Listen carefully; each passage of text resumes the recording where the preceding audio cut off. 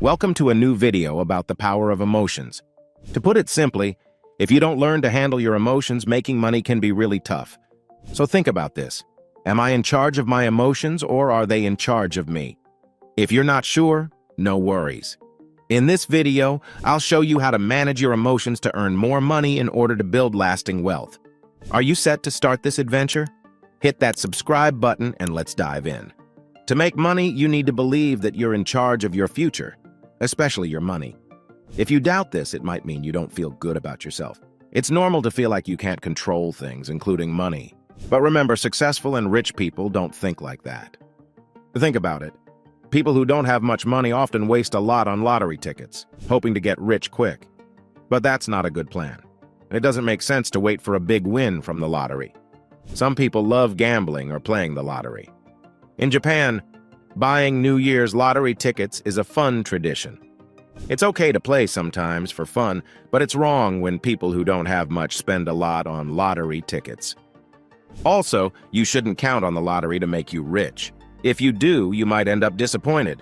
Even if you win, there's a good chance you'll lose the money again in a few years. You should take charge of your money situation. In life, it's important to know that you create your own luck or problems.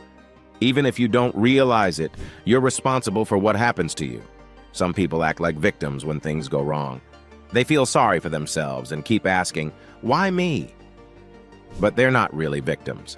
They just think it helps them somehow. There are 3 signs to tell if someone is really having a hard time or just pretending. To be good with money, you need more than just belief. You need to be smart with your feelings. Rich people know that feelings can make you do silly things with money. To get rich, you have to keep your feelings in check. For example, in the stock market, people who get scared or too excited make bad choices. But smart investors stay calm and think things through. They don't let feelings make their decisions. This is true for business owners too. The ones who do well don't let ups and downs affect them too much. They keep making smart choices to grow their business. They know that if they let feelings lead, things can go wrong. So controlling your feelings is key to making money. It's not about not having feelings, but about handling them well. This way, you can make good choices that help you make more money. Let's keep this in mind and make smart, feeling-wise money moves. All right, let's start with our first topic on how to handle your emotions: blaming and emotional blackmail, and their connection to emotions, control, and money. When someone doesn't achieve their dreams, like becoming wealthy or successful, they might start pointing fingers at everyone but themselves. This is known as the blame game. It's a convenient way to avoid admitting any personal mistakes. People caught in this game often blame external factors like the economy, the government, the stock market, their workplace, or even their family, essentially saying, "It's not my fault I'm not wealthy or successful." However, the blame game is a deceptive trap. It prevents individuals from recognizing the real issue, which frequently lies in how they manage their emotions. By blaming others, they surrender control, claiming their situation is unchangeable. But this isn't the case. Everyone has the power to make decisions that can positively influence their life and finances. For instance, if someone becomes upset over financial losses in the stock market, they might react impulsively and make poor choices. On the other hand, if they remain composed and consider their next steps carefully, they retain control. This illustrates the critical importance of emotional management. By mastering your emotions, you're more likely to make sound financial decisions. Now, let's add emotional blackmail into the mix. Emotional blackmail is a manipulative tactic where someone uses your emotions against you to get what they want. They might make you feel guilty or fearful, pressuring you into actions that benefit them. This is another way people lose control, not just over their emotions, but also over their financial decisions. If someone emotionally blackmails you, they're trying to make you feel responsible for their happiness or success, shifting the blame onto you and coercing you into doing things you might not want to do. For example, if you're upset about losing money in the stock market and someone says, "If you really cared about our future, you wouldn't risk our savings," they're using emotional blackmail. They're manipulating your feelings of care and responsibility to influence your financial choices.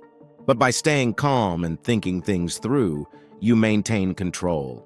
Managing your emotions is crucial because it enables you to make informed, strategic decisions that align with your financial goals without being swayed by others' attempts at emotional blackmail. So remember, when you encounter someone who consistently blames others or tries to manipulate you with guilt or fear, they're likely not in control of their emotions, nor are they in control of their finances. It's best to distance yourself from the blame game and emotional blackmail. Instead, concentrate on what you can control, such as your emotions and financial decisions. This approach will help you progress toward success without becoming ensnared in the blame game or succumbing to manipulation. By focusing on emotional intelligence and financial discipline, you pave the way for a more successful and empowered life. By the way, if you're enjoying the video so far and want more topics like this, comment the word "more" so I know. Moving on to the next topic on how to control your emotions is playing the victim mentality and making excuses. Now let's delve deeper into the intricate relationship between emotions, control, and money, and how they intertwine with the victim mentality and the habit of making excuses. Emotions play a pivotal role in our financial decisions. When we allow emotions to dictate our actions, we might find ourselves making impulsive purchases or avoiding necessary financial planning. It's essential to recognize that while money can't buy happiness, it does provide the means for stability and opportunities. The key is to control our emotions so that they don't lead us astray from making sound financial choices. Now let's shift our attention to the victim mentality, which is a psychological trap that convinces individuals they have no power over their circumstances. This mindset can be particularly detrimental when it comes to finances. By believing that external factors are solely responsible for one's financial state, a person relinquishes control and fails to take proactive steps towards improvement. It's a self-fulfilling prophecy. If you believe you're powerless to change your financial situation, you likely won't. Making excuses is another barrier to financial success. Excuses often stem from a fear of failure or a reluctance to step out of one's comfort zone. However, just as a healthy lifestyle requires discipline and sometimes uncomfortable changes, financial well-being demands the same level of commitment. Excuses only serve to delay progress and keep you stuck in a cycle of inaction. Now, let me share the tale of the fox and the grapes, which serves as a metaphor for the above concepts. The fox, upon failing to reach the grapes, declares them sour and undesirable. This is akin to individuals who dismiss the importance of money because they struggle to attain it. Instead of acknowledging their limitations and working towards financial literacy and growth, they justify their lack of wealth by devaluing its importance. In conclusion, it's important to understand that money, emotions, and control are deeply interconnected. To lead a balanced and prosperous life, one must learn to manage emotions. Reject the victim mentality and stop making excuses. Only then can we truly take charge of our financial destiny and unlock the doors to personal and economic freedom. Remember, the grapes are not sour. They simply require the right strategy and effort to be reached. The next subject is complaining and having a victim mindset. Controlling our emotions is about being in charge of how we feel and react, especially when it comes to money. It means not letting sadness or anger push us to spend carelessly. It's like being the captain of your ship in a stormy sea of feelings. Having a victim's mindset is thinking that you're always unlucky and nothing is in your power. It's like always asking, "Why does this happen to me?" This mindset can prevent you from solving your problems, including those related to money. Complaining is constantly focusing on the negative. If you do it all the time, you might miss out on the good things in life. It's like only seeing the obstacles and forgetting about the opportunities. People who often complain may seem unlucky, but it's their negative outlook that brings them down. They're like writers of their own tragedy.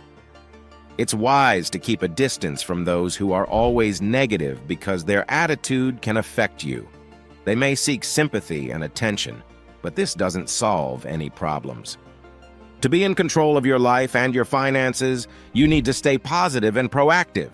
Don't let others or self-doubt dictate your actions. Imagine yourself as the hero of your own adventure, not a bystander. Remember, your emotions, the way you handle them, and your approach to money are all linked. Staying positive and taking the lead can make your life better, rather than being a character in a gloomy tale. Oprah Winfrey faced many challenges but never let them define her. Instead, she took control of her destiny and became a media mogul. On the other hand, we have Albert Einstein. Despite a slow start in life and being considered lazy by his teachers, he didn't complain. He persevered and revolutionized physics with his theories. What about Thomas Edison? He could have complained about his many failed experiments, but he didn't. He kept working and became one of the greatest inventors with over 1,000 patents to his name. But what do these three individuals have in common? What's the secret of their successes? The answer is simple. They didn't get rich by complaining and playing the victim role in life. They achieved great things by taking action. These individuals show us that with the right control over our emotions and decisions about money, we can all achieve great success without resorting to complaints. Here's a big secret about life. People who are rich and successful don't see themselves as victims. They understand that control over their emotions is key to financial stability. They don't blame others, make excuses, or complain a lot. These things are just ways to feel less stressed when things aren't going well. Think about it. If you were doing great, you wouldn't need to blame or make excuses, right? For the next 5 days, your mission is to avoid complaining, both aloud and silently. If you notice negative thoughts creeping in, or if you're tempted to make an excuse, gently place your hand over your heart. Feel its rhythm, and remind yourself that each beat is a chance to create a positive impact on your money and emotions. Let this action be a signal to switch to a positive mindset, focusing on solutions rather than problems. This simple gesture can help reinforce the connection between your emotions and your financial well-being. It serves as a physical cue to control your mindset, steering you away from negativity that can hinder your financial progress. By practicing this, you may find a greater sense of empowerment and a more positive outlook on life's challenges. Every night, think about one good thing and one bad thing that happened that day. Ask yourself, did I do something to make these things happen? This will help you see what you're doing right and what you might need to control. Doing this can really turn things around for you. You might not notice how much you complain or bring negative stuff into your life until you stop doing it. After the 5 days challenge is over, let me know how it went in the comment section. Remember, if you feel guilty all the time, it's like you're punishing yourself. Instead, let's work on building our future, just like Thomas Edison did. He didn't give up when his inventions didn't work at first. He kept trying until he succeeded. Let's be like Edison and build our futures, not get stuck on what went wrong in the past. This exercise is not just about improving your financial outlook. It's about mastering the control of your emotions to create a prosperous life. The way we handle our emotions directly impacts our money management and overall success. Remember, the purpose of this video is to broaden your horizons in the realm of investing.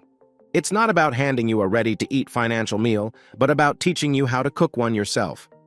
Investing comes with its share of risks and uncertainties, so it's crucial to wear your research hat and consult with qualified professionals before making any financial decisions.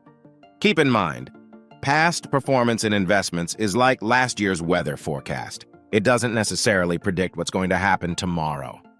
Always weigh the risks and tread carefully when putting your hard-earned money at stake.